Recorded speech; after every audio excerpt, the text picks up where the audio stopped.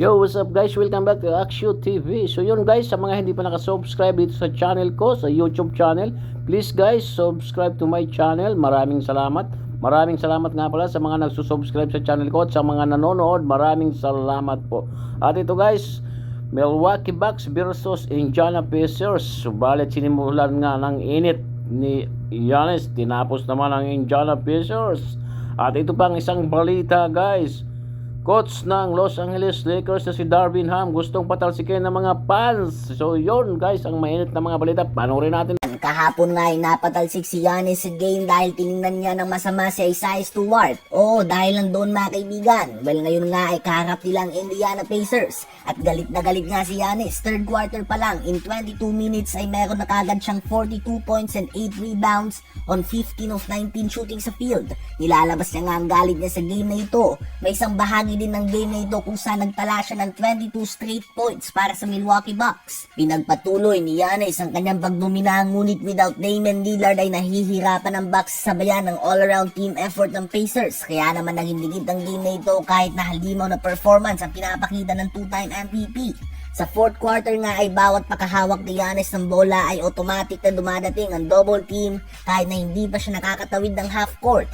Sa uli ay nakumpleto ng Pacers ang 10-point turnaround at nakuha ang panalo sa dikit na score na 126-124. 29.6 rebounds, 10 assists si Tyrese Haliburton, 26 points, 11 rebounds si Ben Mathurin, at 21.6 rebounds, 4 assists si Miles Turner.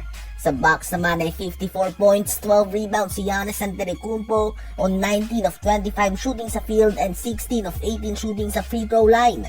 19 points din si Chris Middleton, 13 points si Malik Beasley at 11 points si Bobby Portis. Ang Bucks ay babagsak na sa record na 5 wins and 3 losses, habang aangat naman ang Pacers sa 6 wins and 3 losses. Ngayon ay tumungo naman tayo kay Coach Darvin Ham. Trending na naman si Coach Ham sa Twitter at gusto na nga siyang patalsikin ng mga fans matapos sa bumagsak ang Lakers sa 3 wins and 5 losses na record at posibleng bumagsak sa 13th seed kapag natalo pa sila bukas sa malakas na team ng Phoenix Suns. May mga gumagawa na din nga ng fake news na tulad dito.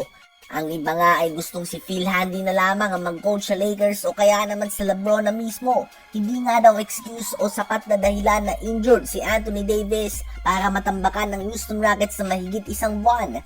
Gusto nga ng mga fans na gumawa na kagad ng aksyon ng Lakers bago masagad ulit sa LeBron at magtamo na naman ito ng injury.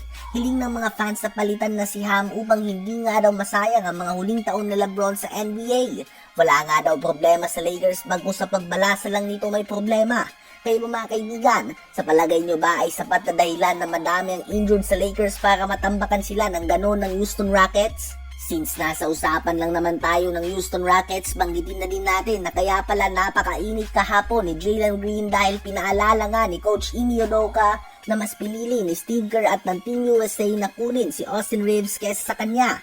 Kaya naman kahapon ay pinarsonan niya nga ang game kontra sa Lakers kung saan nagtala siya ng 28 points on 11 of 15 shooting sa field. Ito nga ang best game niya so far this season at sa kanyang panguna ang Rockets ay nakuha na ang kanilang ika-4 na sunod na panalo. So yun, kinapos lang talaga. Bali, nahabol pa nga nila. Buti nga 2 points lang, di ba? Yun, ganun talaga. Bilog ang bola. Bawi na lang talaga si Giannis pag andyan na si Damian Lillard. So yun, di ba? Bilog ang bola. Mahirap talaga kapag bilog ang bola. Di ba? Ganyan talaga ang games. Pero grabe, effort, talo pa rin. Pero dito tayo sa Lakers. Ito ang maganda pag-usapan ng Lakers. Ito ang magiging kawawa dito kung sakali ito. Pero ako dito, agree ako dito sa kay Coach Darvin Ham na sa pagbabalasa nga ng mga tao. Kung tutusin talaga, wala talagang duda. Magagaling ang players ng Los Angeles Lakers. Ibig sabihin nga talaga nito, sa coach nga talaga ang problema. O di ba? Ang ganda nga ng play talaga ni ni LeBron James nung last play nila yung sa Miami Heat na last crucial na tirada kay Cam Reddish na hindi pumasok. Oo nga naman, bakit si Cam Reddish yung linagay mo doon? Pwede naman si Austin Reeves o kaya si Wood, Christian Wood, o di ba? Yun ibig sabihin, may pagkakamali talaga ditong coach. Mahirap man nadiktahan natin yung coach. Kaso lang, nakikita natin at nababasa sa mga balita talaga, at sa mga play rin pinapakita talaga. Kaya wala talaga ibang masisi dito, kaya si coach talaga. O di ba? Pag Lakers fans ka po kayo, sigurado agree kayo dito. So yun guys, huwag niyong kalimutan mag-subscribe dito sa channel ko, Aksyo TV, para maging updated kayo kung ano man ang i-upload ko dito sa channel kong ito, Aksyo TV. Maraming salamat guys. Peace out. Thank you.